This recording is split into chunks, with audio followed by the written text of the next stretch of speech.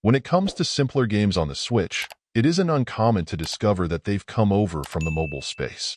Whenever this happens, I'm typically a bit torn on how to feel about them. In some cases, there have absolutely been titles that have benefited greatly from moving over to a system with dedicated controls. Most typically action-oriented games, since on-screen joysticks, are pretty awful. But with other types of games, the results aren't always as clearly positive.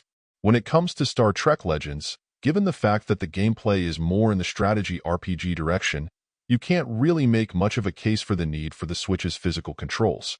There's no doubt that simply navigating through menus and making battle options would work well with a touchscreen, and honestly, I'd argue they're actually superior.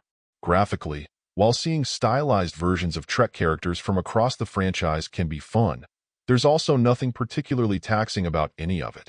Another consideration is often how well the game is able to pivot from being a free-to-play mobile game, and whether they continue to adhere to how various systems are set up to move you in the direction of making in-game purchases to help monetize them.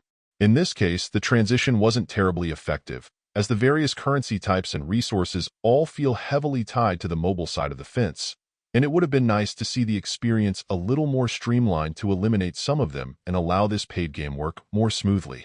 In the end, I suppose if you're a big Trek fan, and for whatever reason aren't interested or capable of playing it on your phone, perhaps it could feel worthwhile. While the very gacha game element of unlocking new characters can certainly be annoying, I do know that there are those that like the sense of suspense and then excitement when you get someone you've been waiting for.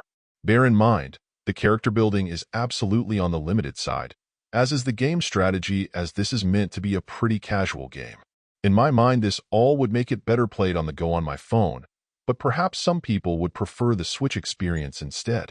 Overall, my final score for the game ended up being a 6.3, and if you're interested in picking it up, it's currently available on the Switch eShop for $11.99.